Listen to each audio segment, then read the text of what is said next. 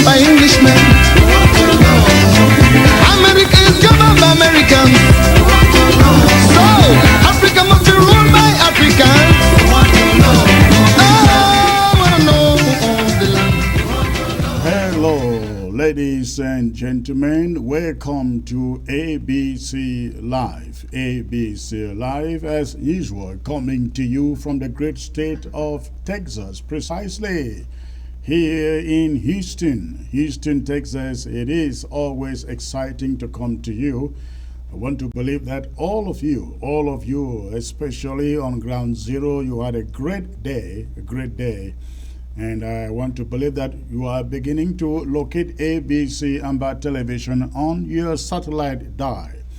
As I promised yesterday, we are beginning to transition ABC from the present satellite to the satellite they call Amos 17. Amos 17, we are told that it is easier to locate on that satellite, and so we are hoping that all of you on Ground Zero, as up to today, I was still receiving information from people who keep on saying, we do not receive ABC. I've even seen on the chat line here on Facebook, some people saying they still not receiving ABC, but I can assure you, ABC is right there in your home. In your home, you just haven't located. But again, I think starting today, it is migrated from, I think it's Intelsat, migrated from Intelsat to Amos 17. I am told that it is easier to locate there on Amos 17 East. So, again, I'd like to say good evening. Welcoming all of you in Europe, welcoming all of you in the, Canada, the UK, in Asia, in South America, and of course here in the continental USA. It's a privilege to be with you today. I come to you today with a very, very thrilling presentation, and I want to believe that you will hit your share button so we can quickly get this Facebook platform populated. Unfortunately, we cannot broadcast or stream on YouTube as usual because it appears that YouTube has shut us down. YouTube has suspended ABC from running on that channel, so we are left right now only with Facebook. So please, as you join, I'd like you to quickly go ahead, hit your share button. This is going to be thrilling, and I really mean it. I titled this broadcast, The British Betrayal. The British Betrayal. Many people just do not understand why we are in this current predicament. Amazonians are in this current predicament. Ladies and gentlemen, I bring you that history today. And if you live here without hearing a word from me, go home with this, that Britain, England is the reason why La République du Cameroon continue to enslave us, to kill us. I mean, La République doesn't kill, they murder.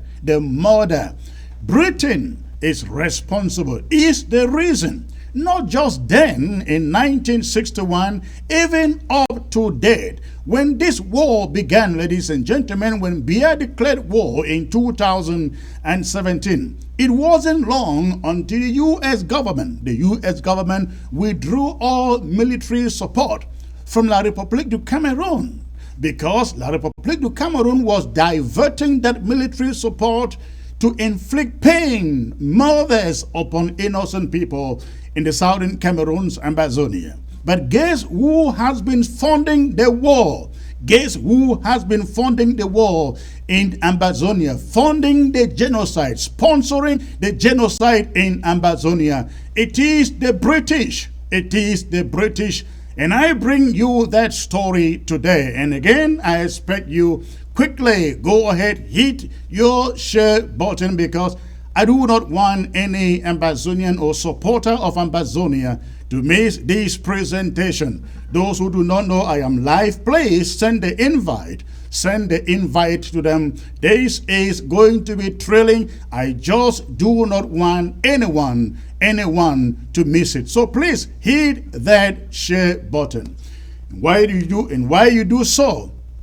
Again, I would like to remind all of you on Ground Zero that you can get ABC on Amos 17 East. That is, I guess, the frequency. That's what they call it. Amos 17 East. That is the new frequency for ABC on Ground Zero. And in West and Central Africa, we're going to be bringing you more information as to how you can get ABC in Asia, in Europe, in all of Africa,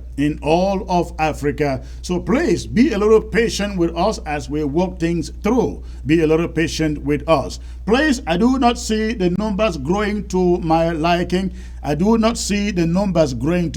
For those of you already here, please hit that share button. In the next 5 minutes, I will bring you this presentation proper. And this is what I'm going to do today. I will bring you the presentation, and then after the presentation, I will open the phone lines, take a few phone calls, and then we will call it a day. From there. This is a very critical presentation, ladies and gentlemen. Hit your share button. I won't come to you with this presentation until I see 700 people here on Facebook, especially when we are not broadcasting on the YouTube, because when we are broadcasting on YouTube, the tendency is to split the viewership on Facebook and that of YouTube, so that when you have, say, 1,000 people, 1,002 on Facebook, you also at the same time would have about 300 or 400 or 200 on the YouTube. But right now we are only on Facebook and on the satellite. So please, I expect you just joining to go ahead and hit that share button.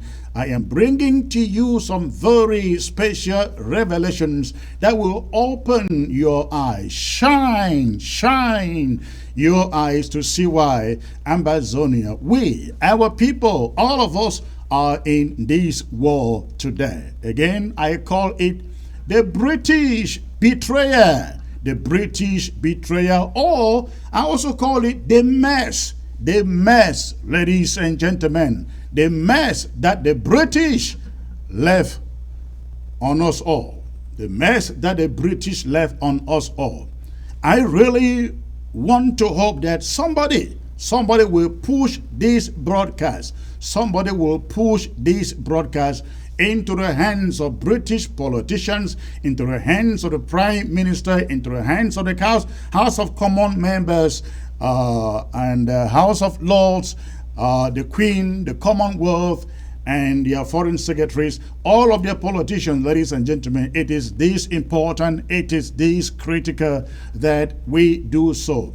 So please, again, while I'm waiting for you to hit up to 700 on this Facebook platform, please, I like to remind every stakeholder of this interim government out there that a very important stakeholder meeting has been summoned for Sunday, ladies and gentlemen, Sunday the 11th. I guess it is this coming weekend. If you are a member of the Restoration Council, if you are a county administrator or a member of the security team at the county AGA level, if you are a country or regional administrator, if you are a cabinet member, if you are a director, whatever position, unit in the interim government, if you are an activist, a supporter, an activist supporter of this interim government, you are all invited in that very crucial stakeholder come together on Sunday, the 11th of April, coming up this weekend. Please hit that share button. Again, I'm coming to you with a very crucial presentation, and I would love to have this platform completely saturated, filled up. So I'm waiting for you to hit 700 people in the next 3 minutes so that I can start the presentation. That is the only thing I am coming to you today with. So again, let me remind you of this stakeholders meeting that is coming up at the weekend. It is very crucial as we begin this year's 2021 award drive. Ladies and gentlemen, that meeting is very crucial pertaining to the award drive for 2021. If you are out there, you are one of those asking for accountability, it is very important, very important that you are part of that meeting. And talking about accountability, I am totally behind all of you asking for that accountability. However, I think we need to do it in a little more responsible way, because I think that most members of the interim government are very disposable to you.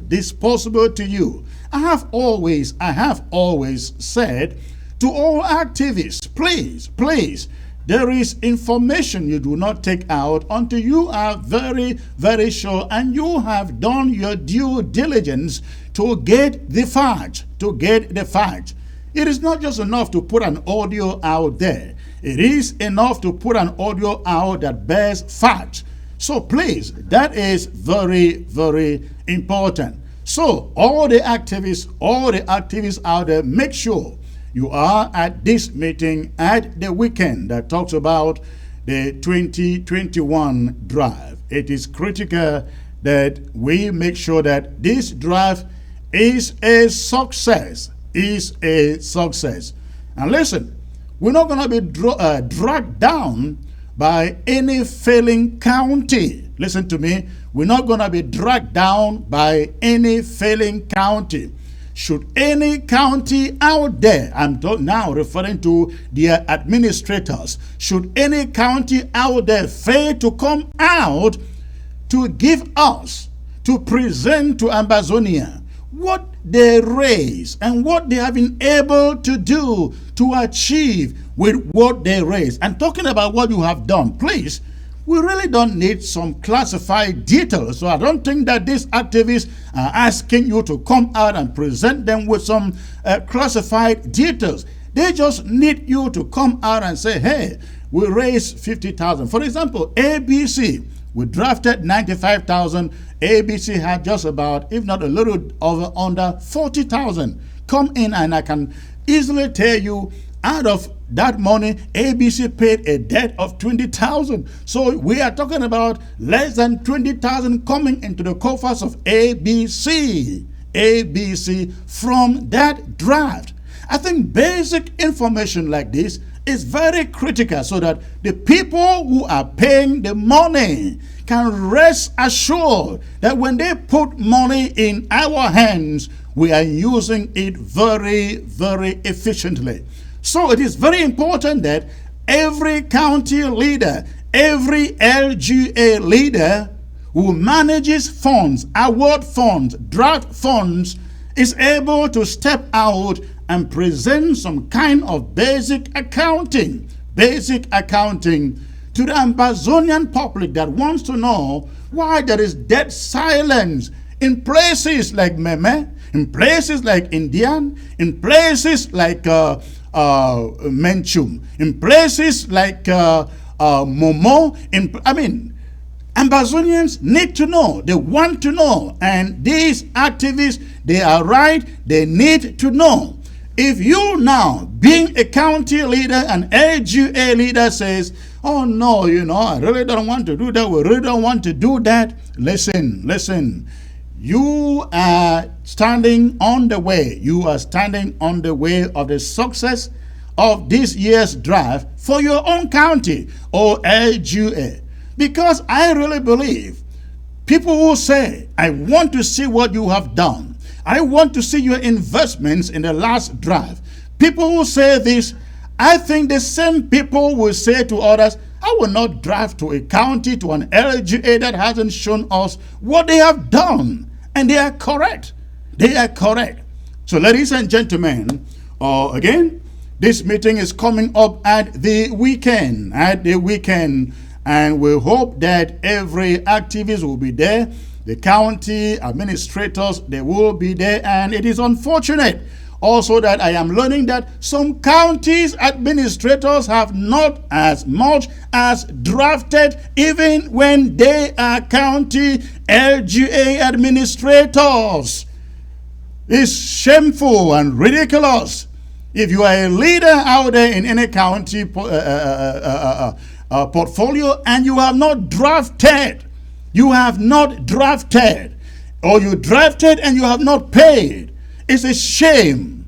It's a shame. And I think all Ambazonians should shame administrators like you. And you do not have the leverage to be a leader in that county. I think that county should kick you out if you drafted as a county leader and you do not pay. You did not pay. That county should kick you out. Ladies and gentlemen, listen to me. Any county leader who drafted and has not up to today paid should be kicked out. I think that should be the way to go. That should be the way to go. This is critical, ladies and gentlemen. We need equipment in the hands of our fighters. And you cannot sit there calling yourself a leader and you prep up others to make payments and you yourself, you don't pay.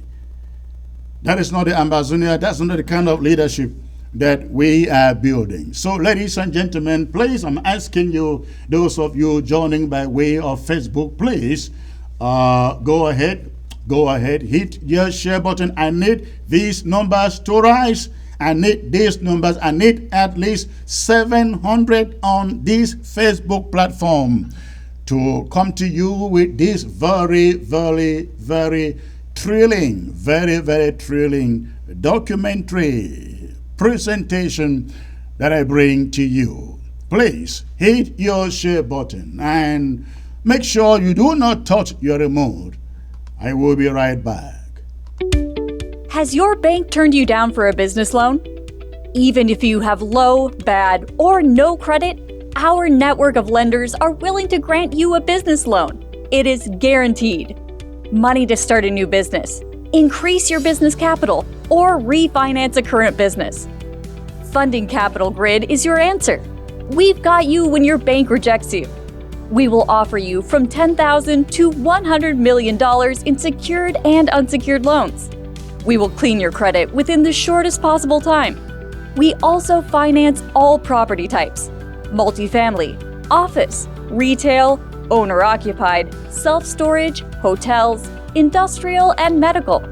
We will also finance equipment like tow trucks, office furniture, dump trucks, cargo trucks, and Caterpillars.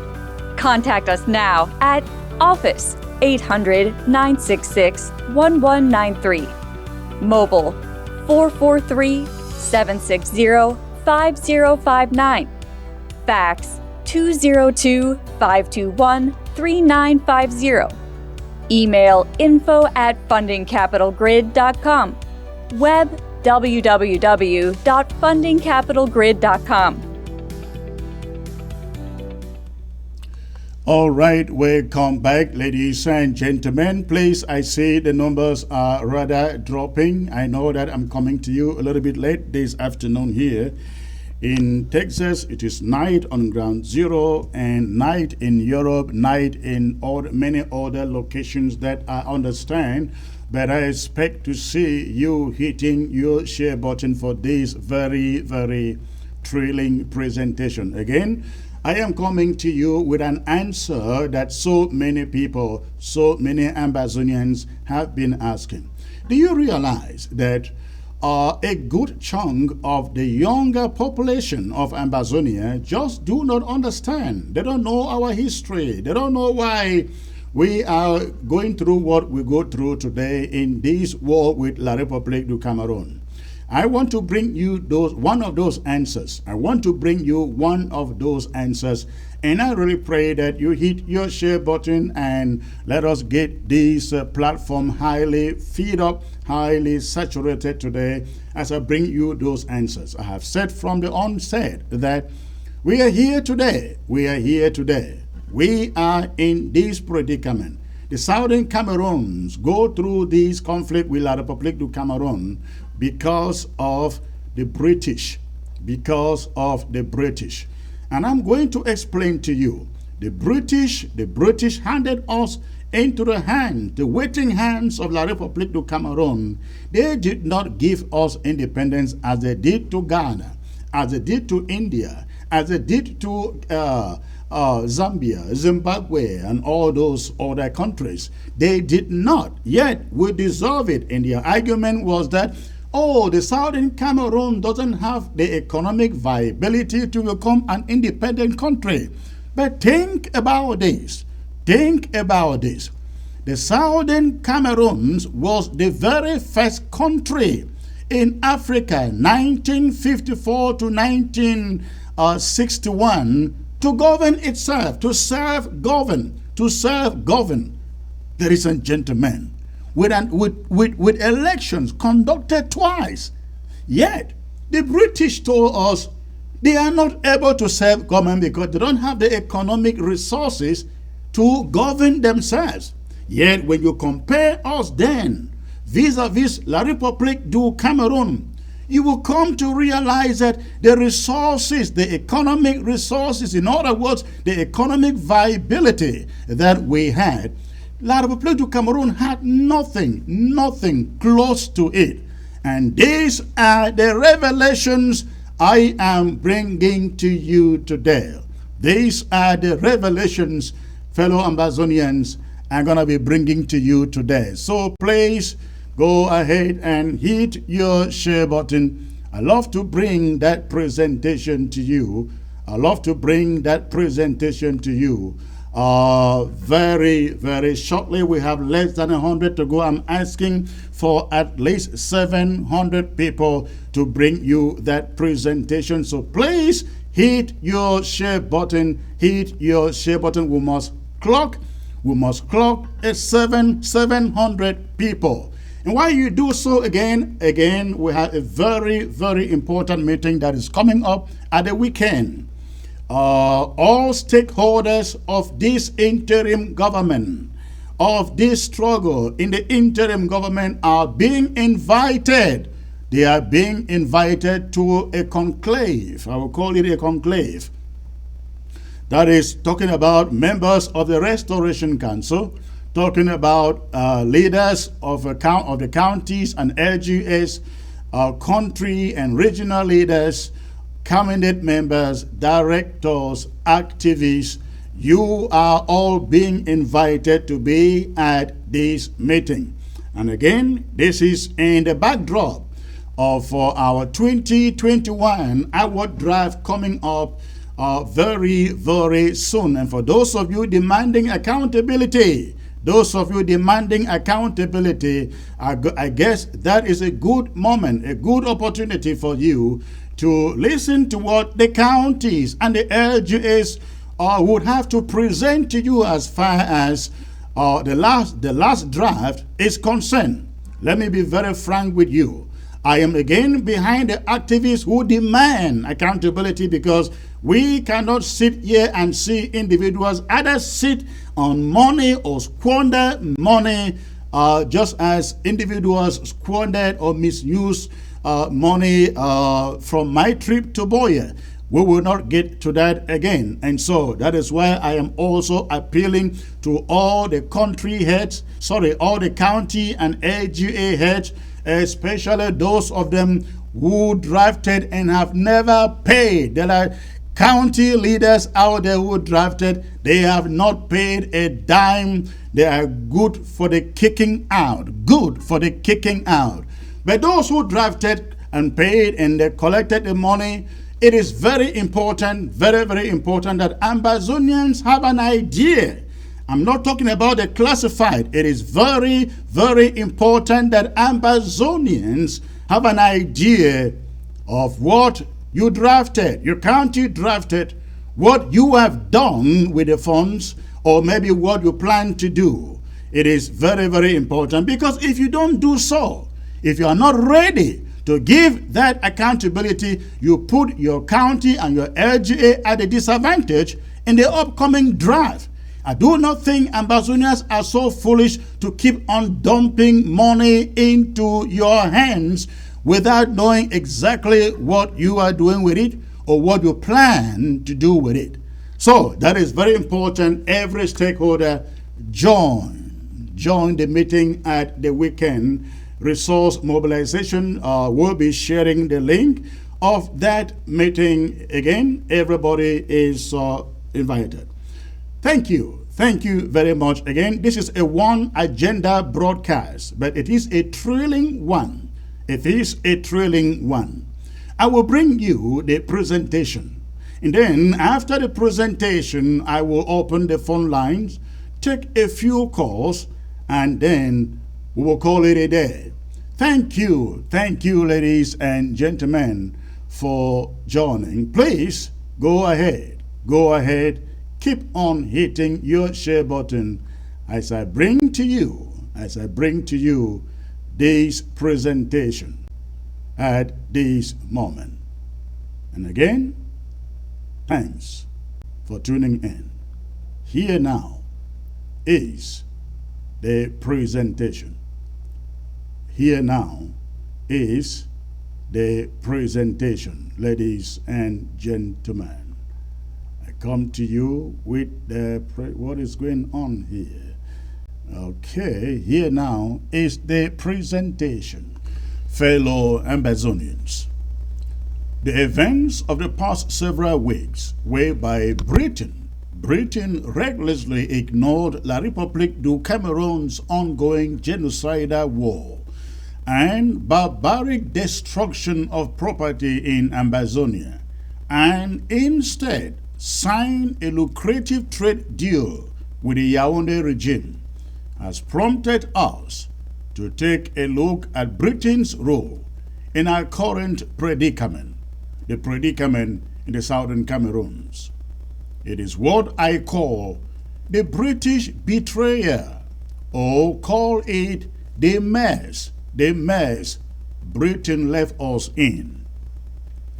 The southern Cameroons, Ambazonia, wasn't the only people who were colonized by Britain. However, we are the only ones who suffered incomplete decolonization. We have been subjected to annexation and assimilation, and now there is an ongoing effort by La République du Cameroon to exterminate us through its current genocidal war. Just as a reminder, here are some of the countries that were colonized by Great Britain.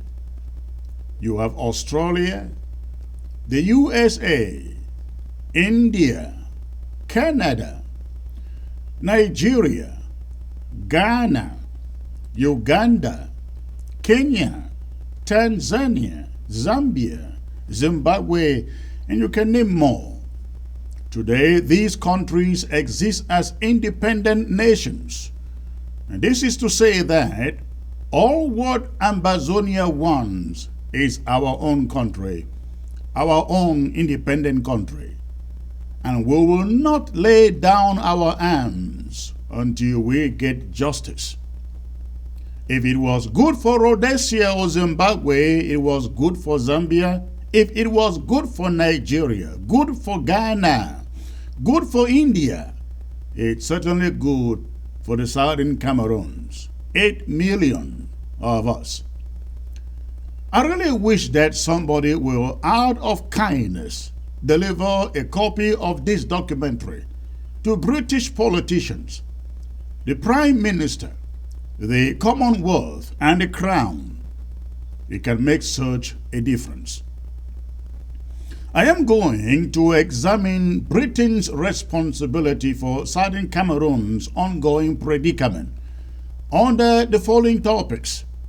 Number 1, incomplete decolonization, Britain's betrayal and abandonment, the Commonwealth membership, double standards of the British, aiding and abetting genocide in the southern Cameroons.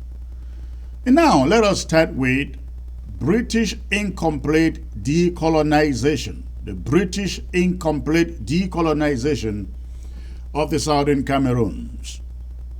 When the League of Nations was dissolved on April 18, 1946, and the United Nations replacing it, the international community terminated the League of Nations mandate system and replaced it with the international trusteeship system.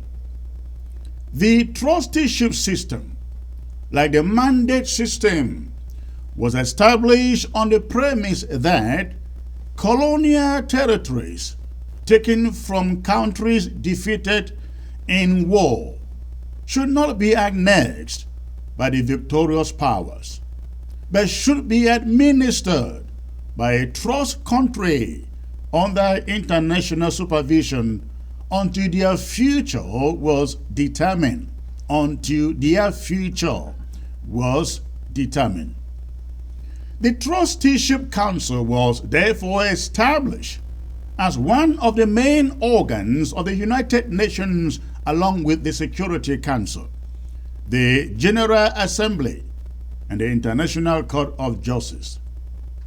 The Trusteeship Council was set up to supervise the administration of trust territories and to ensure that they transition from colonies to sovereign nations. Now, the $1 billion question is this: if the United Nations Trusteeship Council was established to supervise the administration of trust territories and to ensure that they transition to sovereign nations or to independence, why then did Southern Cameroons, a trust territory, not allow to transition to a sovereign nation? How and why did Britain prevent Southern Cameroons from transitioning to a foreign nation? That's what we're going to look at today. French Cameroon, a trust territory administered by France, was allowed to transition to a sovereign nation. It gained its independence on January 1, 1960. The Trusteeship Council supervised the process, and it happened hitch-free. Unlike Britain, France did not prevent French Cameroon from gaining its independence. Even though Southern Cameroon was under British control, the United Nations Trusteeship Council had supervisory powers over such control. Therefore, the Trusteeship Council was supposed to ensure that Britain grant independence to Southern Cameroons hitch-free. In United Nations Security Council Resolution 1514 of December 14, 1960, the United Nations General Assembly declared that the granting of independence to colonial countries and peoples is a fundamental right. Southern Cameroons was, of course, a people and qualified for independence. Under chapters 12 and 13 of the United Nations Charter, as the administrator of Southern Cameroons, Britain was obligated, that means obliged, to promote political, economic, and social structures and the educational system too, so that it could transition to self-governance. Under Security Council Resolution 1608, Section 5, Britain was supposed to grant total independence to the Southern Cameroons. In failing to comply, ladies and gentlemen, with United Nations Security Council resolutions that granted colonial countries and peoples the right to independence, Britain argued that the Southern Cameroons did not have a viable economy to be a sovereign nation or granted full independence. Britain unilaterally decided that Southern Cameroons will gain its independence by choosing either to join Nigeria or La République du Cameroun, both of which had obtained or gained their independence on January 1st, 1960. The economic viability conditionality was not a provision, again take note, wasn't a provision in any of the United Nations Security Council resolutions, and was never invoked when Britain granted independence to its older colonies. But come to think of it, how was this even a factor, considering that the Southern Cameroon was already self-governing between 1954 and 1960?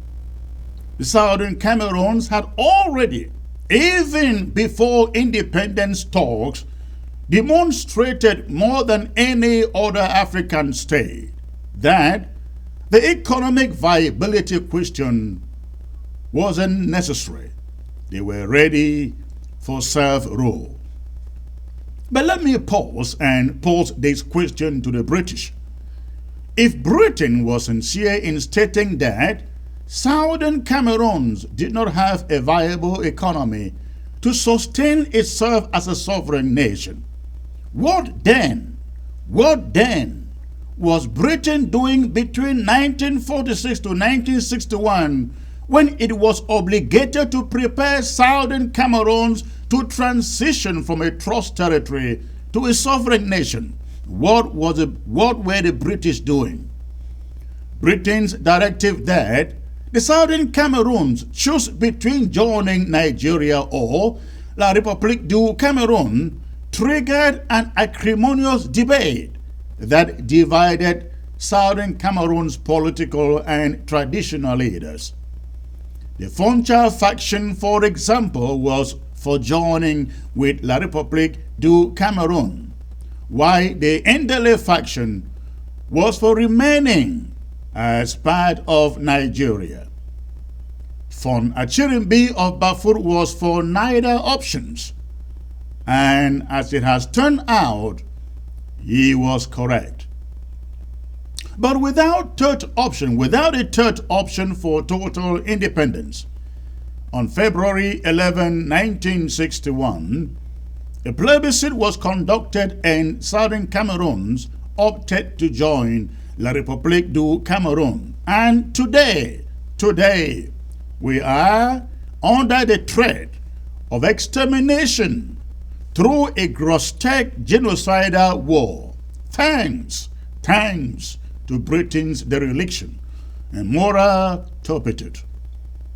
Before we continue, let me state it emphatically that from the time that God created this earth right up to February 10, 1961, France did not have direct or indirect control or influence whatsoever over any matters concerning the piece of territory that came to be known as the Southern Cameroons.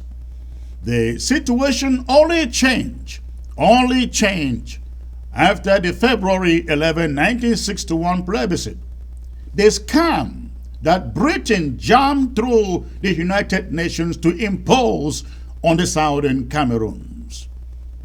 Ladies and gentlemen, let us now analyze the reason for which Britain gave for not granting the Southern Cameroons absolute independence. The colonialists contended that the southern Cameroons did not have a viable economy to sustain itself as a sovereign nation.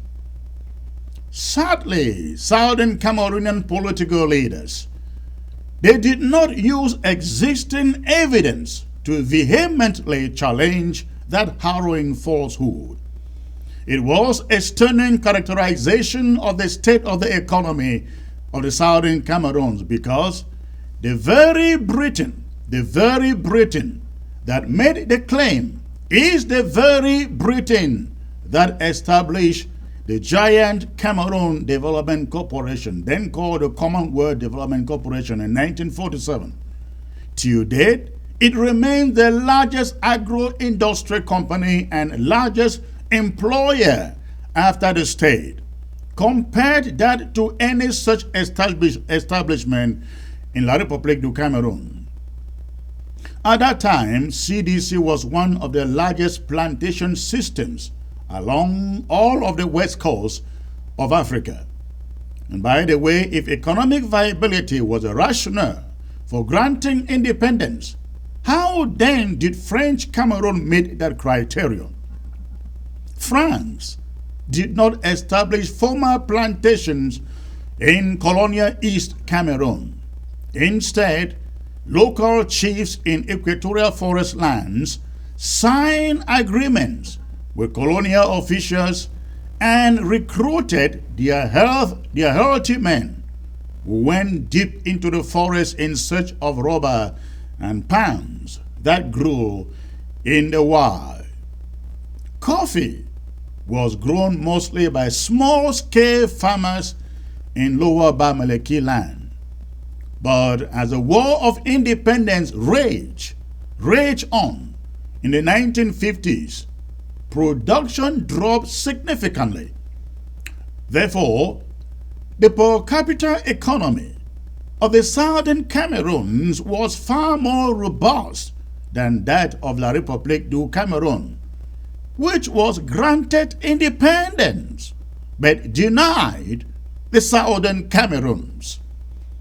Also, the very Britain which declared that the southern Cameroons did not have a viable economy to sustain itself as a sovereign nation, was the very Britain which in 1949 built the Powakam hydroelectric dam over the Yoke River in Moyoka, so that enough electricity was generated to meet the needs of a bustling CDC.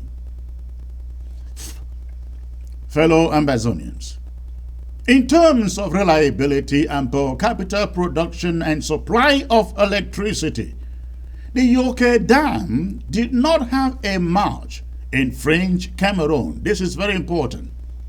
And even with the Powakam Dam at Yoke, CDC still constructed another dam at Malale River, about 2 miles south of Mianja CDC workers' camp. These investments could not be happening in a struggling economy, isn't it? As CDC's technical operations outgrew existing manpower in 1952, Britain established Government Technical College Ombe, a highly equipped technical institution that trained engineering technicians and skilled craftsmen who immediately gained employment at CDC factories upon graduation. In fact, children of Basau origin who fled persecution and sought refuge in the Tiko, Motengene, Victoria, and Muya areas enrolled in Ombe, and upon graduation, they returned to Douala and were recruited as engineers and not as mere technicians. The Tiko Wharf and Bolter Seaport in Victoria were operational and were used by CDC to export its products. La République du Cameroon had only the Douala Seaport, Furthermore, the Bisongabang and Tico International Airports were functional. The Nguti, Bali, Akwaya, and Wum airstrips were also operational. In fact, at that time, Southern Cameroons had more airports, ladies and gentlemen, than La République du Cameroun.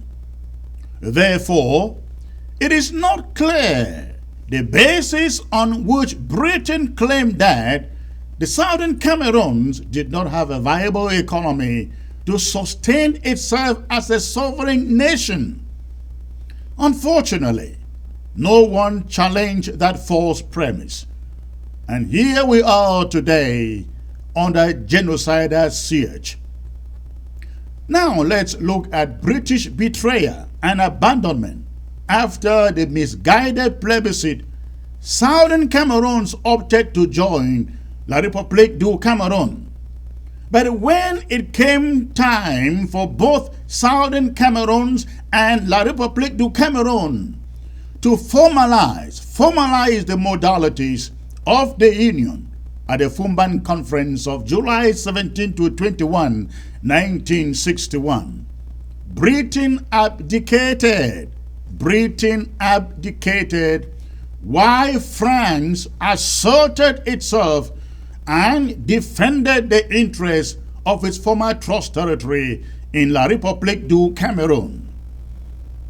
With the backing of France, Ahidjo and his team at the conference, who were really not highly educated folks, engaged in political chinsonery and outsmarted a very docile Foncha who refused to heed to the advice of his associates, such as late Z.A. Abendong, who was holder of a degree in political science from the University of Ibadan in Nigeria.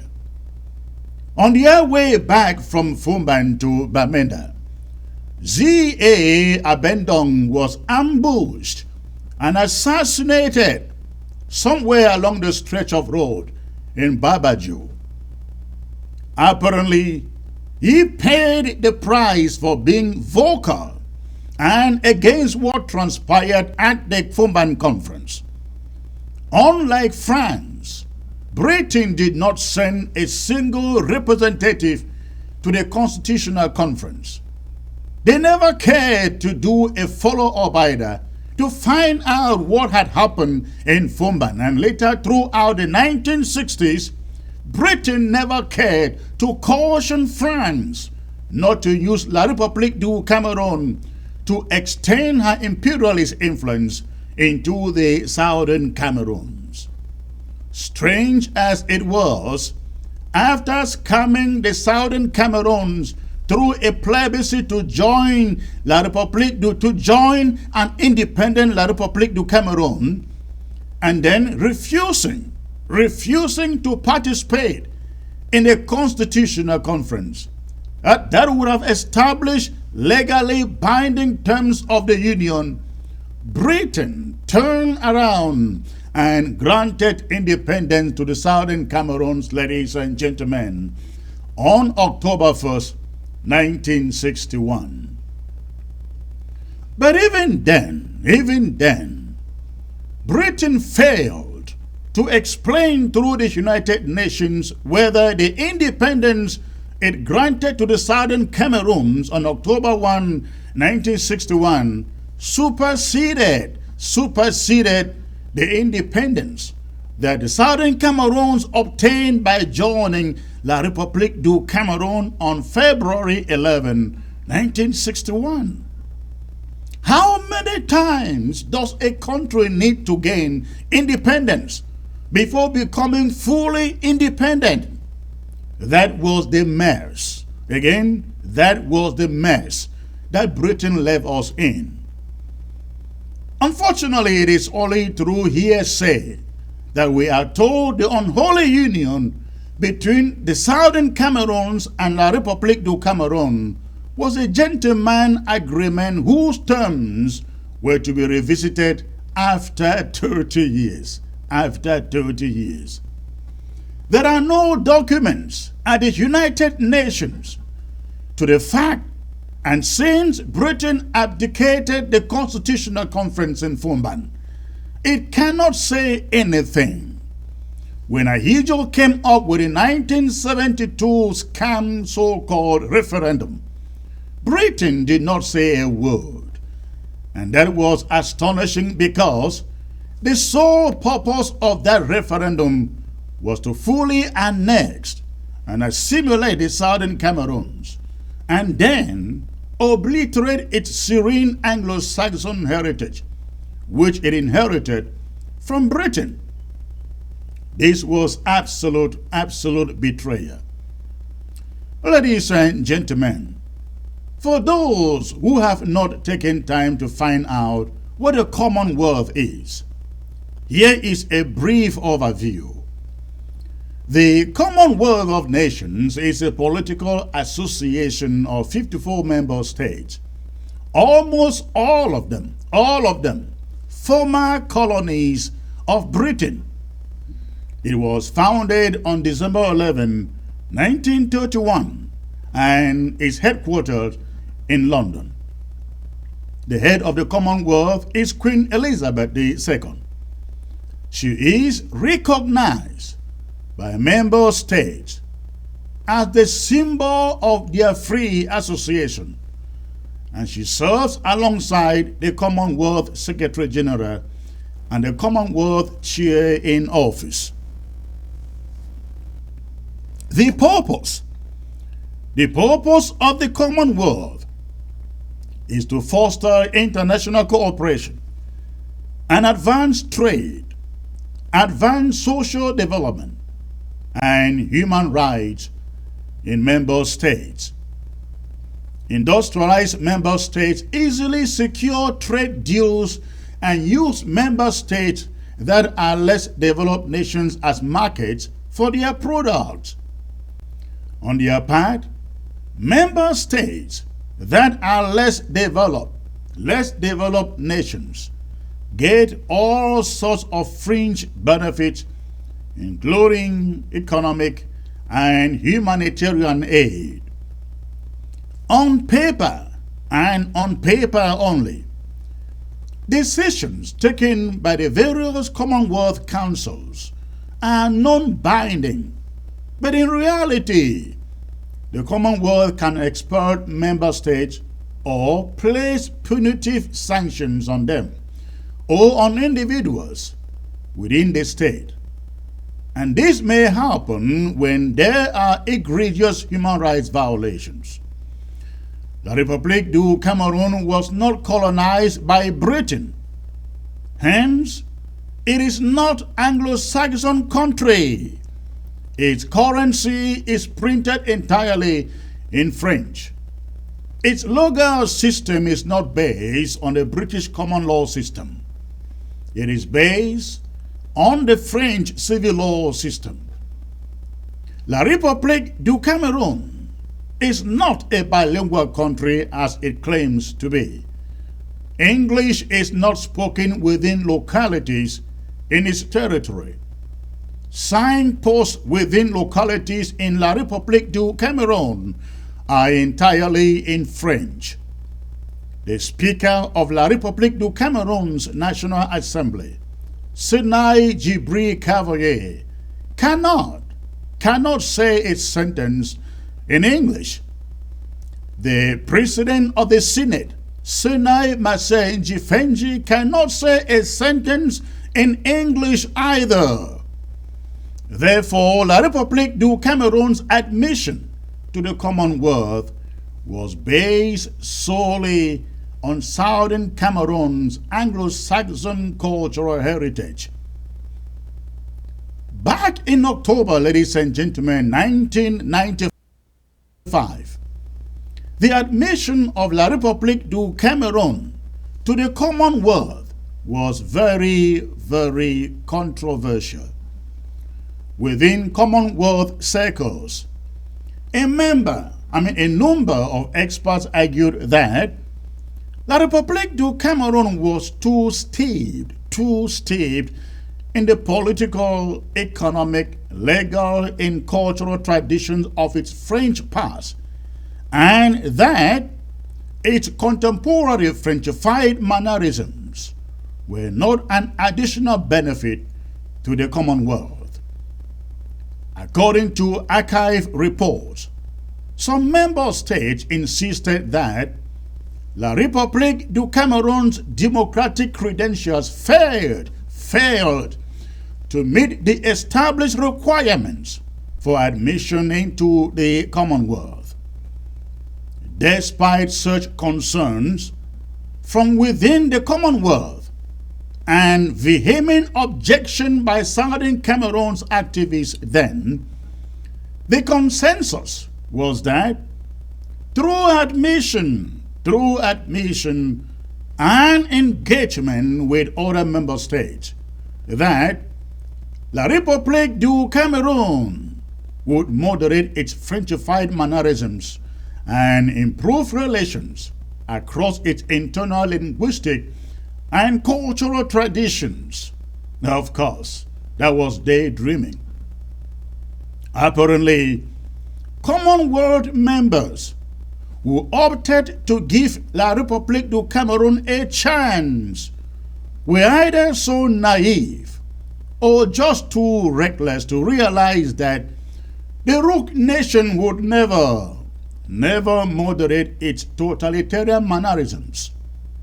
Since joining the Commonwealth, La République du Cameroon kept strengthening its extortionist annexation and assimilation of Ambazonia, and is now on the path to exterminate Ambazonians through a genocidal war. Based on information on the Commonwealth's own webpage, here are some contributions the organization claims it has made in La République du Cameroon. Number one, it says, the Commonwealth has provided assistance in areas ranging from the economy to democratic reforms to La République du Cameroon. However, this claim is laughable because there have never been any democratic reforms in La République du Cameroon before and after it joined the Commonwealth in 1995. Actually, in 1996, only 1 year after La République du Cameroon joined the Commonwealth, the Constitution was amended and presidential term limit removed, making room for Paul Biya to become president for life through rigged elections. In fact, this current conflict escalated in 2016 when Ambazonians simply demanded socio-political and economic reforms. But the sadistic Yaoundé regime responded with violent crackdown and then declared war on November 30th, 2017. Number two, La République du Cameroon has received assistance from the Commonwealth in areas ranging from institutional capacity building to social issues, such as, according to the Commonwealth, promoting gender equality. Let us see what that means. How does the Commonwealth define gender equality? Of what use, ladies and gentlemen, is gender equality if the beneficiaries of gender equality are being killed in a genocidal war? Was Mami Api of Kwakwa accorded gender equality when she was burnt in her house by French Cameroon soldiers? Was a 19-year-old nursing mother in Bamenda accorded gender equality when she was raped in broad daylight on Sonac Street by French Cameroon soldiers, occupying French Cameroon soldiers? Where was gender equality when 20 women in Ebam, Manu County, were raped by French Cameroon soldiers? Where was gender equality? 4 of the women had disabilities, ladies and gentlemen. Were the dozens of women in Bangam accorded gender equality when they were shot at point blank by terrorist La République du Cameroun soldiers? Were the 13 girls among the 30 victims of the Penying massacres accorded gender equality when they were lured to that hotel and butchered by French Cameroon soldiers? Of course not. Were the women who were among the victims of the Ngarabo massacres accorded gender equality? Were the women in Kembong, Manu accorded gender equality when they were fired upon and killed by terrorist French Cameroon soldiers in helicopter gunships? I can go on and on and on. The examples are in the thousands. It is not as if Commonwealth representatives and the embassies of their member states in Yaoundé are not aware of these cases. They are aware of it. They are familiar with it. The cases were reported in newspapers on a daily basis and also documented by international humanitarian organizations in that country. Just of recent, Human Rights Watch reported the rape cases in Ebam, Manu County. How has the Commonwealth responded? Of course, nothing. They remain mute. Number 3, the Commonwealth posted on its webpage that in 2006, it supported the setting up of ELECAM and claimed that it was the country's first independent election management body, to which it continues to provide assistance. The organization claims that it sends monitoring teams to La République du Cameroun to assess the integrity of elections and has supported ELECAM in reviewing Cameroon's electoral laws pursuant to international best practices. Ladies and gentlemen, it is shocking. It is very, very shocking that the Commonwealth can actually post such falsehoods on its webpage. Let us debunk some of the claims now. They claim that ELECAM is an independent election management body in La République du Cameroun. Is not accurate because all members of ELECAM are political appointees and belong to the Betty-dominated CPDM ruling party. That is a fact. If ELECAM is indeed an independent election management body, ladies and gentlemen, how did it come to the conclusion that during October 7, 2018 presidential election, that Paul Biya won in Ambazonia when there were no political campaigns and voting did not happen in Ambazonia? How did it happen? He won. If Commonwealth teams were sent to assess election integrity in Ambazonia, where were such teams deployed? Where were they? Which location did they visit since there was total lockdown in Ambazonia? During February 9, 2020 legislative elections, there was lockdown in Ambazonia. As such, the Yaoundé regime sent truckloads of soldiers into big towns in Ambazonia where they voted at barracks and then claimed that people came out to vote. Were Commonwealth election monitors deployed to observe and to expose that charade? What kind of assistance has Commonwealth provided to ELECAM? What is it?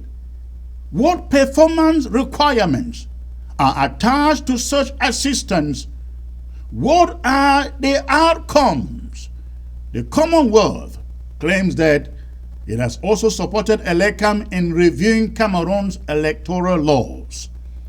Can the organization, can the Commonwealth point to any election law in La République du Cameroon that has been reviewed and changed? Can they point to one? Number 4, another area where the Commonwealth has failed is the manner in which scholarships for postgraduate studies and fellowships for professional development are awarded.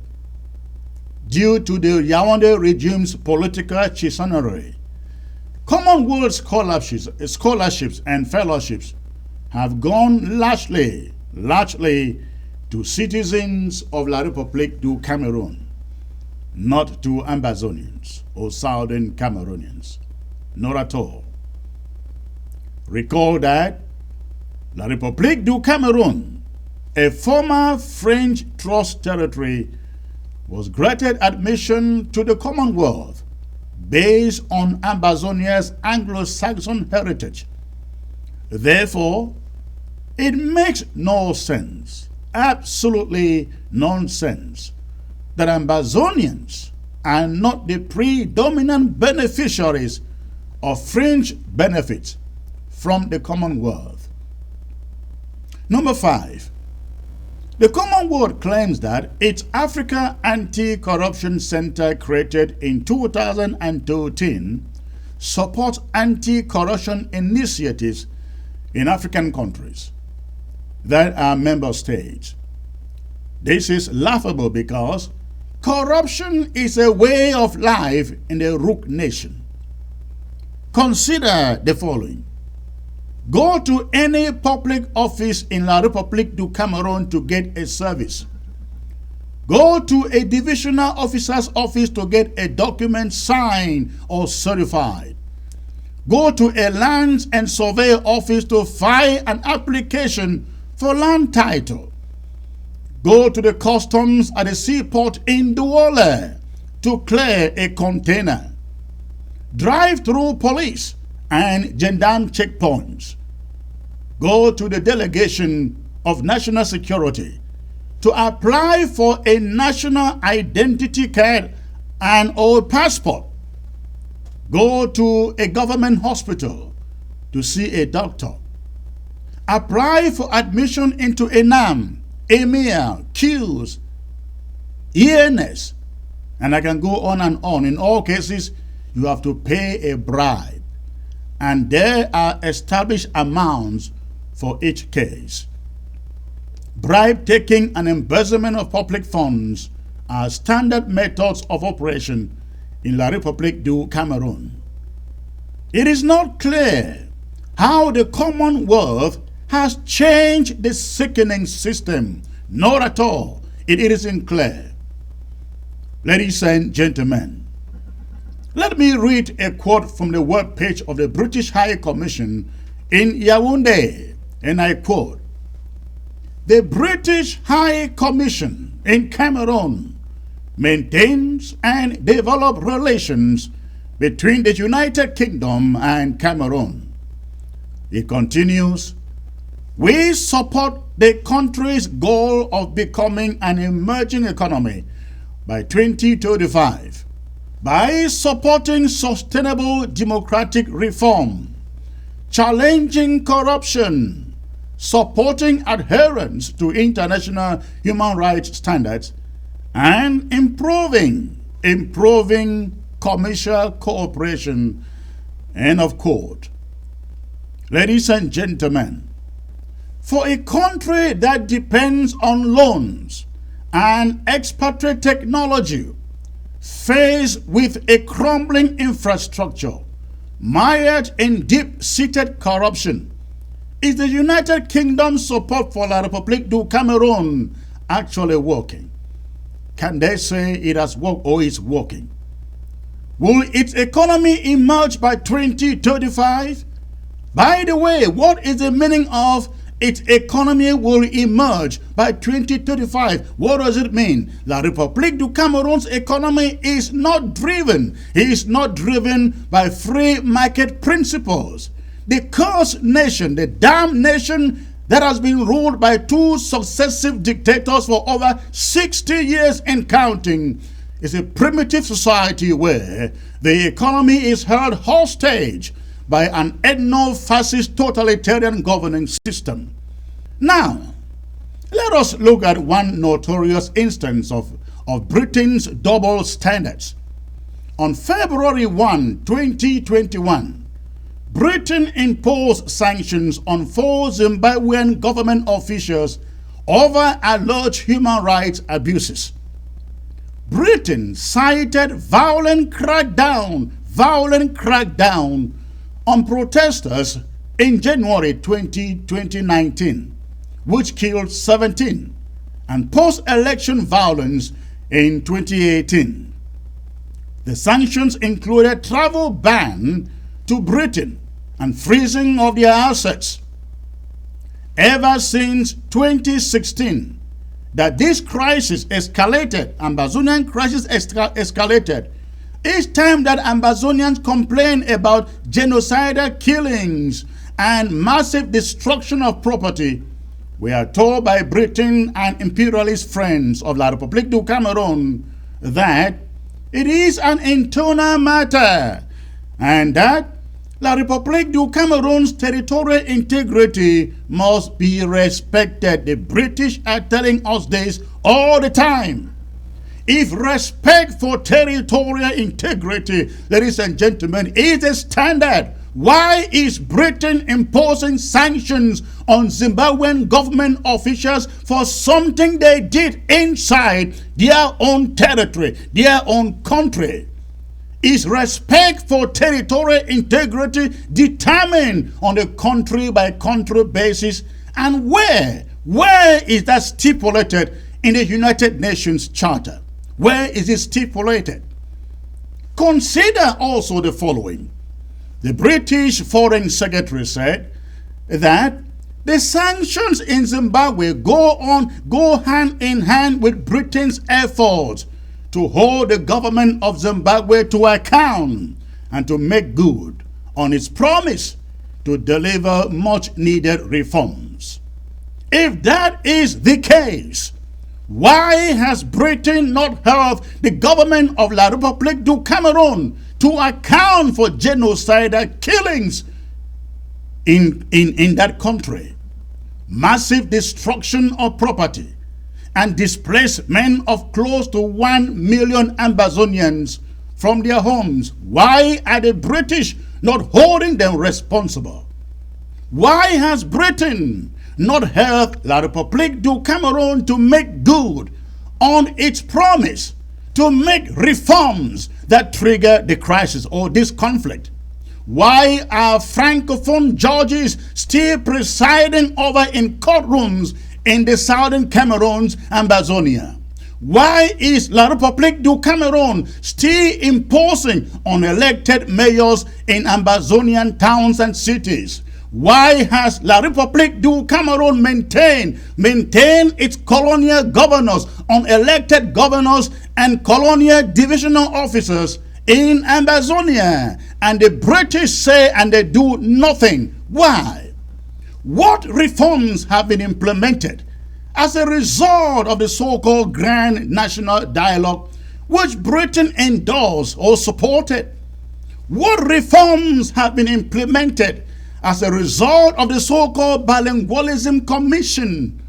The Foreign Secretary, the British Foreign Secretary, said that the sanctions on the Zimbabwean officials send a clear message that Britain will hold to account those responsible for the most egregious human rights violations, including the death of innocent Zimbabweans, the death of innocent, ladies and gentlemen, Zimbabweans. For the same reasons, what about sanctions on Paul Biya for declaring this genocidal war on Ambazonia? that has killed over 15,000 citizens? What about General René Meka, La République du Cameroon Army Chief of Staff, who made several trips to Bamenda and gave the final order for the Pinyin and Garbo massacres to be carried out? What about him? Betty Assomo, La République du Cameroon Minister of Defense, who oversees the entire military operation in Ambazonia and who initially disputed the Ngarabo massacres before admitting when the evidence became overwhelming. Ferdinand Gongo, what about him? He is the Secretary General at the Presidency of La République du Cameroon, who oversees the contracts for the purchase of arms used in Ambazonia. What about General Aga Robinson, who as commanding officer in Bamenda masterminded the Pinyin massacres and other mass killings in Bali, in Belo, in Batibo, in Bafut, and Wum.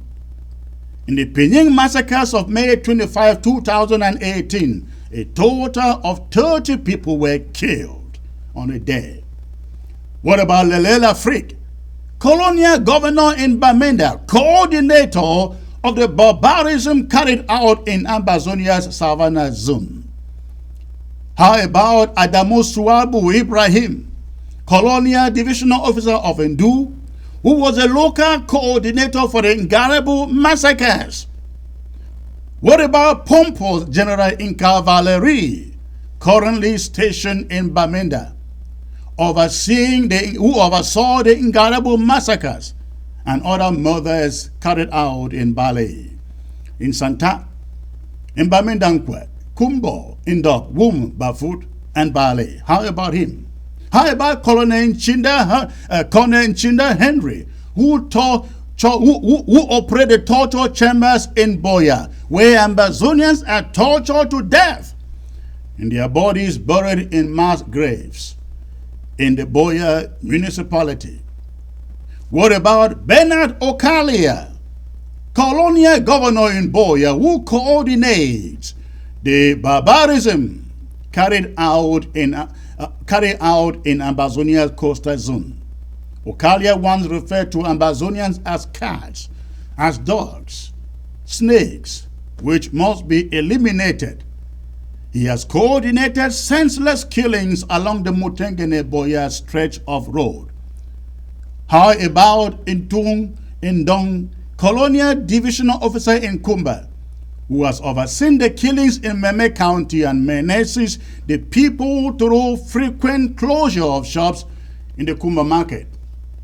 How about Atanganji Paul, Philemon Yang, George Tabe Tando, Paul Tasson, Elvis Ngole, Peter Mafani Musonge, Ingala Gerard, Paul Gogomo, you can name the rest, who are defected, selfish Ambazonians hiding in Yaoundé and are accomplices to the barbarism meted on our land. Why can they not be sanctioned? Ladies and gentlemen, on October 23, 2018, British Minister for Africa, Harriet Baldwin, issued a statement on behalf of Britain and congratulated Paul Biya for winning re-election. Were British election monitors present in Ambazonia to monitor that election? How did the minister come to the conclusion that Paul Biya won the election? Does it mean she agreed with the regime that Paul Biya won the vote cast in Ambazonia, where there was total lockdown and voting did not happen? Ladies and gentlemen, aiding means to assist or supporting or helping someone to commit a crime. Abetting means to encourage or encouraging, inciting or inducing someone to commit a crime also. Within the context of this presentation today, aiding in averting La République du Cameroon's genocide in Amazonia has been done intentionally and directly by other countries such as France and Israel, intentionally but indirectly by the European Union, the World Bank, and the International Monetary Fund, unintentionally but directly by countries such as Britain, China, and Japan, unintentionally and directly through humanitarian relief such as funds for COVID-19. We can give Britain benefit of the doubt for helping out La République du Cameroon with funds to fight the COVID-19 pandemic, which the Rook regime then diverts to fund this genocidal war in Amazonia. But what is totally unacceptable is the fact that in the midst of a genocidal war, Britain is signing lucrative trade deals with La République du Cameroon, thus providing funds that the Yaoundé regime uses to sustain its war in Amazonia. When this last phase of our struggle escalated in 2016, instead of negotiating with Amazonians to peacefully resolve the crisis, La République du Cameroon's Senate dictator Paul Biya declared war on November 30th, 2017 at their airport, thinking that it will be a cakewalk and that everything will be over in about 3 weeks. Actually, La République du Cameroon's Minister of Justice, Laurent Esso, bluffed about the timing and duration of the war. He was dead wrong. They were both dead wrong. What the Yaoundé regime did not anticipate was our resolve and our resilience. Hence, they never planned on how they will fund a lengthy war. Reality has kicked in, and even the most loyal imperialist supporters of the Yaoundé regime, they are now hesitant to keep dishing out support, as was the case between 2017 and 2019. Sadly enough, Britain is intentionally and directly providing aid to La République du Cameroon in lucrative trade deals under the Economic Partnership Agreement, and also paving the way for British oil companies to sign oil deals with La République du Cameroon. As recent as March 10, 2021, Britain and La République du Cameroon, they signed a trade deal. According to online and print media reports. The deal will support jobs and build future prosperity in both countries. Accordingly, the deal will make sure that around £200 million of trade between Britain and La République du Cameroon can continue supporting the impoverished country's businesses to increase operations, while enabling British exporters to sell more goods and boosting prosperity for both countries. In 2019, Britain made a similar announcement that a trade deal signed with La République du Cameroon would benefit both countries. At that time, the war in Amazonia was only 2 years old. According to that announcement in 2019, the dollar amount of British trade with La République du Cameroon was $272 million. And top goods imported from Cameroon were mostly bananas and then fruits, and nuts, wood and wood products. A larger proportion of the tonnage of banana exported to Britain was from CDC plantations in Amazonia. But guess what? CDC workers go for months without pay. And when they retire, they do not have pensions. When both current workers and retirees show up at the CDC Bolter headquarters in Victoria to ask for their pay and arrears or retirement benefits, respectively, police and gendarmes are called in and they are brutalized and dispersed. Now, if CDC workers are not being paid and in some cases are owed 24 months of salary, retirees have no pensions, and there is absolutely nothing to show as royalties in Amazonia towns, where CDC plantations are located. Where then does the revenue from the sale of CDC bananas to England go to? To fund the war? Fellow Amazonians, ever since this conflict escalated in 2016, the most controversial deal that La République du Cameroon signed with Britain was a deal with a natural gas resources company known as New Age African Global Energy. New Age African Global Energy. The over £1.5 billion deal was signed on June 9, 2018. The deal involved the development of an oil field located off the coast of Amazonia's territorial waters with a floating liquefied natural gas, LNG. The oil rig involved international gas carriers offshore and a gas export line to Victoria.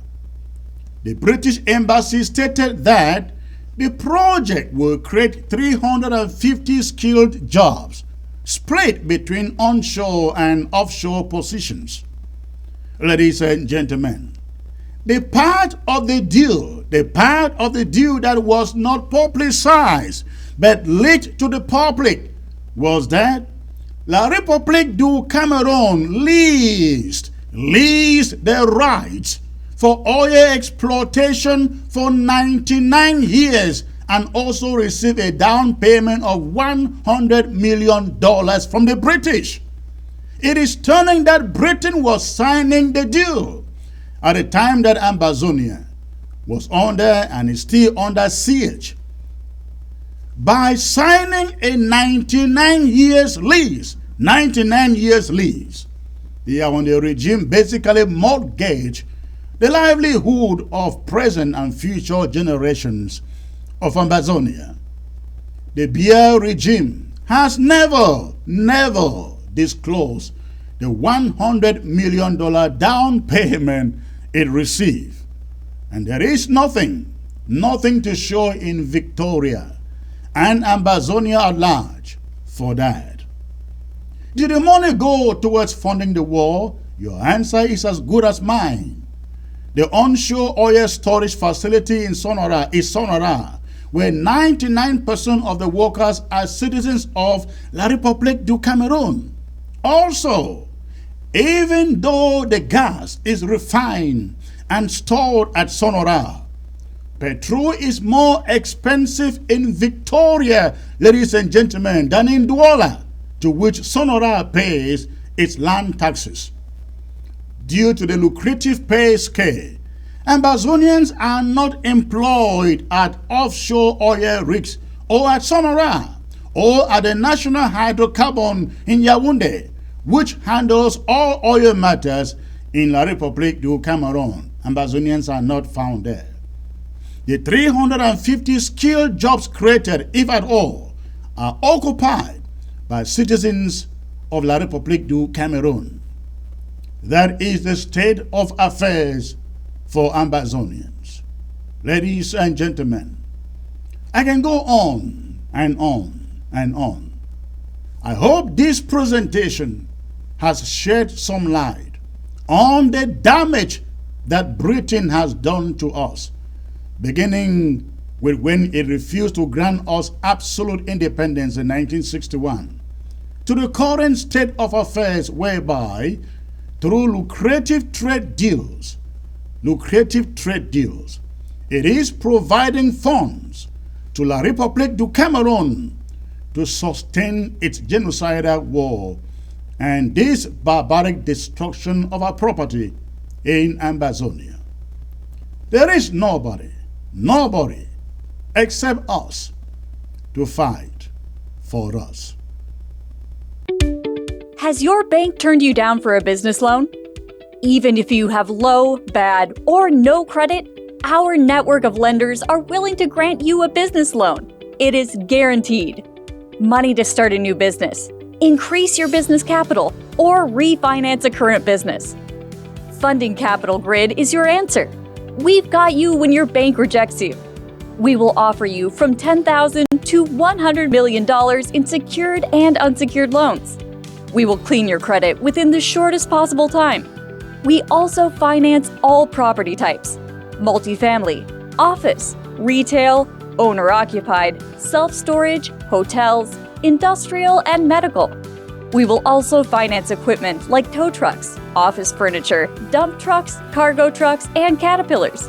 Contact us now at office 800-966-1193, mobile 443-760-5059, fax 202-521-3950, email info@fundingcapitalgrid.com, web www.fundingcapitalgrid.com. Has your bank turned you down for a business loan? Even if you have low, bad, or no credit, our network of lenders are willing to grant you a business loan. It is guaranteed. Money to start a new business, increase your business capital, or refinance a current business. Funding Capital Grid is your answer. We've got you when your bank rejects you. We will offer you from $10,000 to $100 million in secured and unsecured loans. We will clean your credit within the shortest possible time. We also finance all property types: multifamily, office, retail, owner-occupied, self-storage, hotels, industrial, and medical. We will also finance equipment like tow trucks, office furniture, dump trucks, cargo trucks, and caterpillars. Contact us now at office 800-966-1193, mobile 443-760-5059, fax 202-521-3950, email info@fundingcapitalgrid.com, web www.fundingcapitalgrid.com.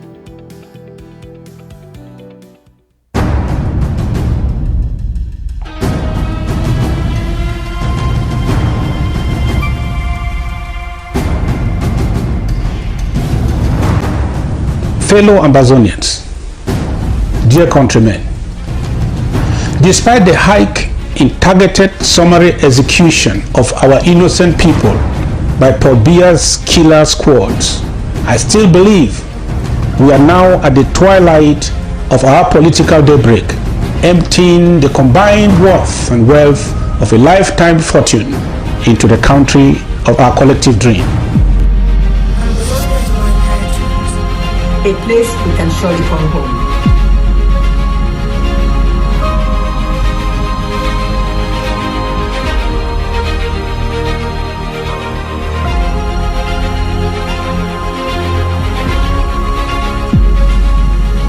At last, my people, the wind of total liberation is sweeping through Amazonia, our priceless inheritance.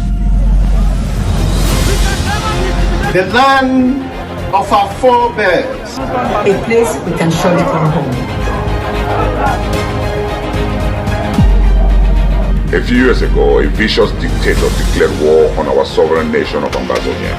It is a war we did not seek nor provoke, but are determined to muster every strength we can harness and continue sending the message to our enemy that we have risen before war. We have paid dues for everything. We pay tax for goods we buy. We pay fuel in our cars. We pay hospital bills and the dues for all other sacrifices. I can give all I have for the one hope that I have. Because I hate my CID. I'm actually proudly Amazonian. What about you? Let's get it straight. The freedom of Amazonia will not depend on the free will of her enemies. Independence will be but days away if we get it right with our CID level. My dear comrades, I am appealing to every Amazonian to register with the CID program. We have no control over our distorted history, but with our CID, we can set the pace and determine the future of Amazonia. Yes, the hope for the future is in our hands. As an Amazonian, my identity is conclusive. My right is guaranteed. My vote will always count as I pay my CID. As an Amazonian, I will shape the future with my CID. With your CID of just $10 per month, the interim government is contract to fulfill all that you wish to be done. Let us build the freedom mentioned from the little block, which is our CID levy. There will be food for everyone, hope for every child, justice for every citizen when we pay our CID levy. Yes, the dream we can realize. With my compulsory independence dues, CID, I have the opportunity to give to the next generation a greater nation, better than we inherited. Yes, CID program is freedom made easy, freedom made cheap, freedom for Amazonia now.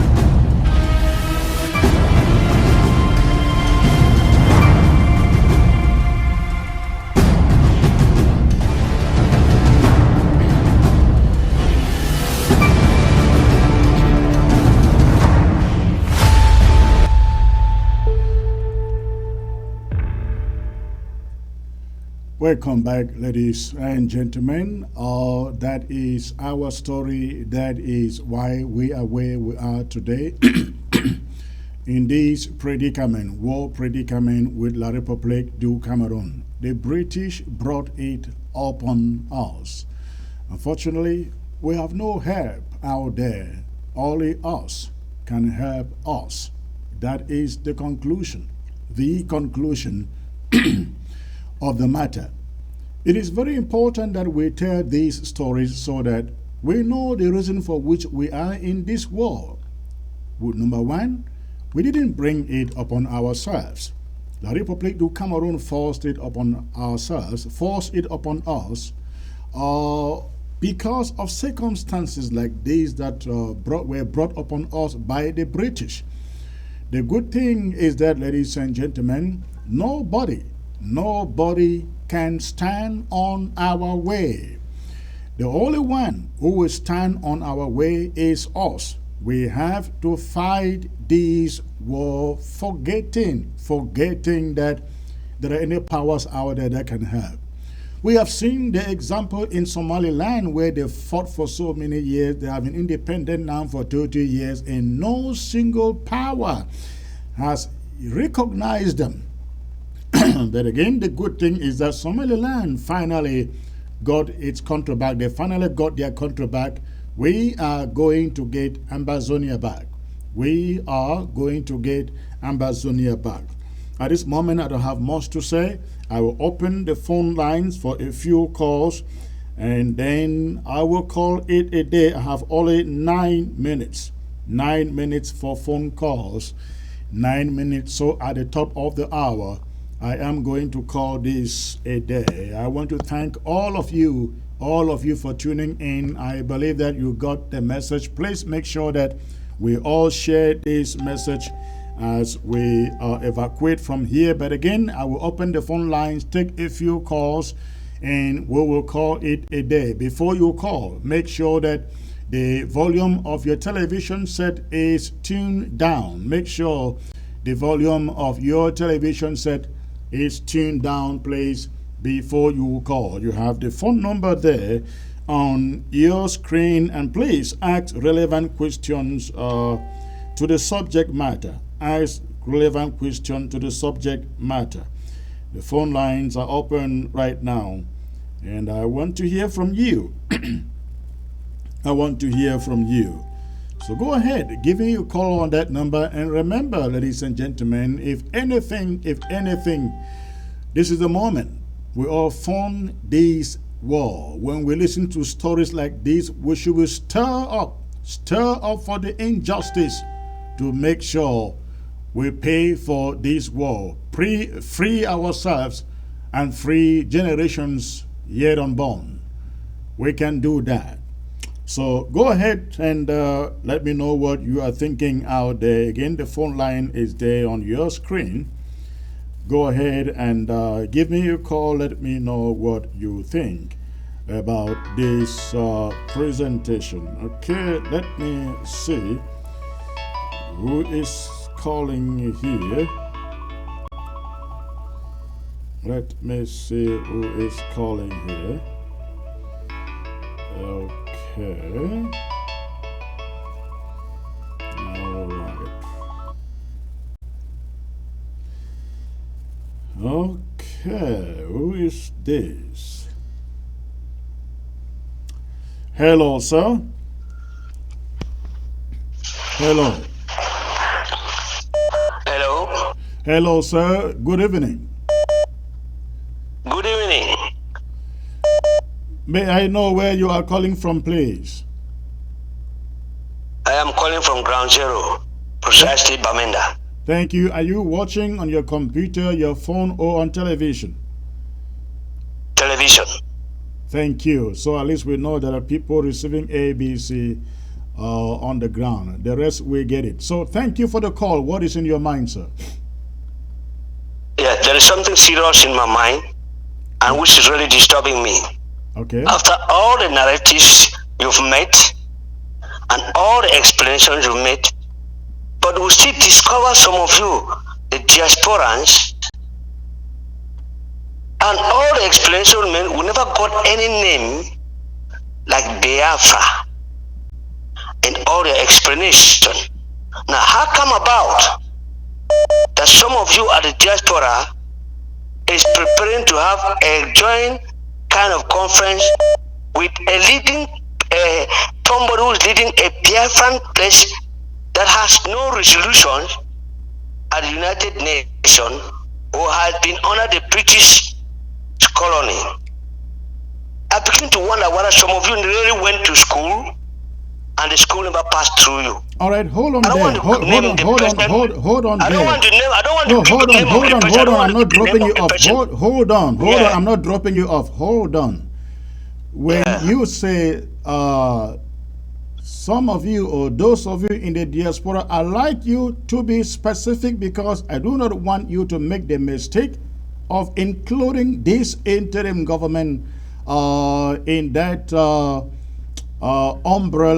umbrella address. Who are you referring to? I am referring to the leadership of the Ambazonian Governing Council.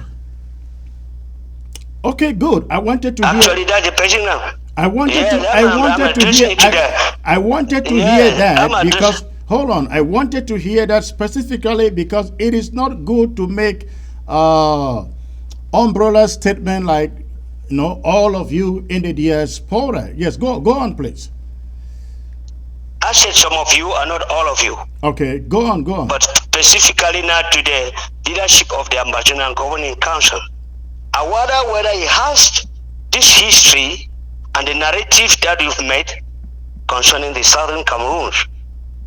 Then if you carry your group to link yourself to a group of persons that has never had a resolution at the United Nations or had never had something concerning the British, like the Southern Cameroon was under the British colony. I wonder where Biafran belong to. Biafran during the independence of Nigeria, I think the whole of the Igbo land, the Calabar, all this, were part of Nigeria as a country that got independent October 1960. Now, following your narratives, the Southern Cameroons was through a plebiscite and was a country by itself through Resolution 1608.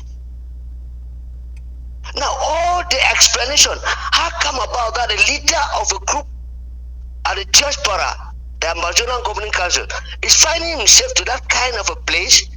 Does he know the history of his own country that is defending to make it a country? Is he restoring himself, restoration of the Southern Cameroon, or is he seceding from the Republic of Cameroon? Because I know Biafra is seceding from Nigeria because he had been all part and parcel of Nigeria during the day of independence.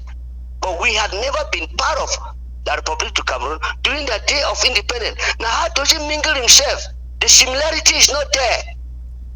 Now, what kind of school did they really go that they begin to behave this way? When you start behaving that way, we can look at some of the groups that we have there at the diaspora, wonder whether they really went to school and they deserve the certificates they have. I end here. All right. Thank you. Good Listen, don't drop the phone yet. I am very glad for your call, and I want to hope that everybody in Ground Zero is following up because it just appears like some of those calling themselves leaders here in the diaspora, and I will direct this straight to the AGOVC. They just don't know their history. They just don't know what diplomacy is all about. And they just don't know what to put out there and what to share in the background. This is foolishifying Southern Cameroon.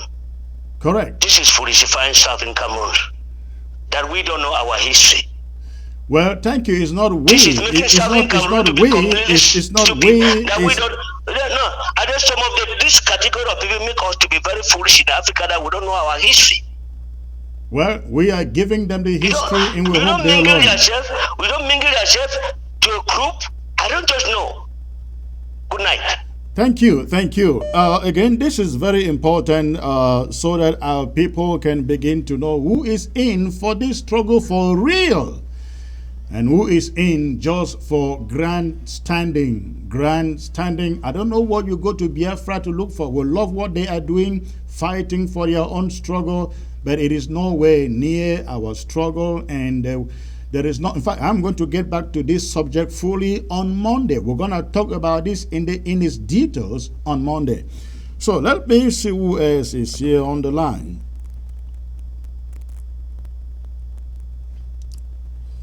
All right. Hello. Hello. Hello. Hello, good morning. Oh, hello, good morning. Good evening, sir. Where are you calling from? I guess you are calling from China. Hello. Yeah. Yeah, good morning, Secretary Chris. Good evening, sir. You are calling from China. I guess it's morning over there. Yeah, it's morning. Yeah, you will call this number. Call me back. Call me back when you finish your program. You call me back. All right. Thank you. Okay. Let me see who else is here. Like this from Ground Zero. Hello. Hello. Good evening, Secretary Chris. Good evening, sir. Are you calling from Ground Zero? Yes, I'm calling from Ground Zero, Secretary Chris. Which county precisely? Fako County. Thank you. And are you watching on television or you are watching by way of your phone or computer? I'm watching on direct television. But yesterday, following your presentation, you gave us an information that today they will change the frequency of ABC Amber TV. So I guess they haven't changed it yet. If you are still watching it on the same location, right? Yes. We are still watching it at the same frequency of the previous one. Okay. We have not yet got the new one. All right. Thank you. And what is your contribution, sir? Secretary Chris, I just want to thank you for whatever you have been doing. I want to thank you for the courage you have. No matter what the questions or whoever talk to you, you receive the person as a normal and just a question. As a normal person, right? As a normal person. Okay. I just want to thank you because the courage you have, you give us a lot of courage to follow you, to continue follow you. Because I cannot deceive myself. Whatever you are doing, God is behind you. And one day we shall be free. Amen. You gave us the history today, and some of us did not know why we are in this mess. And so many of us have learned something today. We just want to thank you. Thank you, sir. I appreciate it. Ambazonia will be free shortly. Thank you. We'll give you all the courage. Thank you. We'll give you all the courage, Secretary Priest. Thank you for what you have been doing. All right. All the interim government for whatever they have been doing. You gave a very open introduction this evening concerning the draft meeting. I believe it is very, very important. And that will open the eyes of other meetings that have been sitting and other contributions that have been made. Because so many have been said. And I want this one to be an example. Thank you very much and good night. All right. Thank you. Good night, sir. I appreciate it. Okay. Let's see who else is on the line here. Okay. Hello, sir. Hello, good evening, Secretary Chris. Good evening, sir. May I know where you are calling from, please? Yeah, I am calling from Finland. Okay, thanks for the call. What is in your mind? Yeah, first of all, I want to begin by thanking you for the very brilliant presentation this evening. I want to say what you have said is not new to the people of the Southern Cameroons. The British have never been for a free and independent Southern Cameroons. They do not care about you. They do not care about human rights. All they care is to protect their economic interest and to protect the interest of the Yaoundé regime. If you look at the history of the British, what the British have done in the world, there is no country, even the Hitler that they talk about from Germany never did what the British have done. If you look from Nigeria to Cameroon to Ghana to India to Pakistan, like someone just wrote there, all of these countries have territorial problems, and these are countries that were colonized by the British. If you look at everywhere the British have been in the world, from Hong Kong to Israel to Mauritius, these countries have territorial problems today that has been caused by the British, and they do not care. If they are signing trade deals today with the Yaoundé regime and do not talk about human rights, they go to Zimbabwe to talk about human rights. That tells you that they do not even care about the so-called human rights. So the good thing we have here is the country that you used to know as Great Britain is no longer a Great Britain. Correct. Britain has become a laughing stock of the world. Today, they don't even have a voice when they come to international issues. So the last thing I would like to say here is the people of the Southern Cameroons have to be determined. They have to be resilient, because the independence of the Southern Cameroons does not depend on the British. So we are going to fight to the last man standing, and the British will have no choice than to recognize us. If they do not want to recognize us, let them go away. We have other people like the Americans, the Chinese, the Russians, and many other countries. We are going to trade with them. But if the British do not want to recognize our efforts today, we are not going to have anything to do with them. Thank you very much. Thank you, sir. I appreciate the call. All right. Let me take maybe two more callers, and I call it a day. Okay, let me see who. Oh, I missed that call. All right. Somebody writes, I think this is from Gabon, says, I have ABC now. Okay, sir. Thank you for informing us. All right.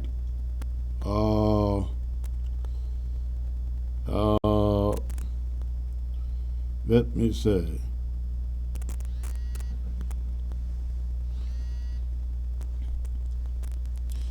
Hello, sir.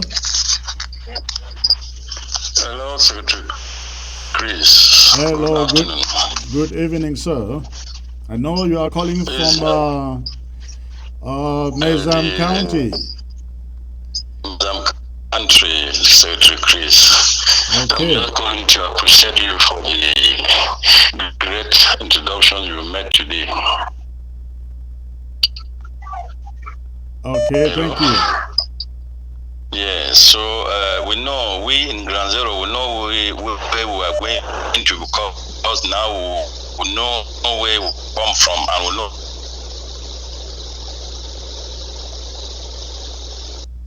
I think your line is having a problem.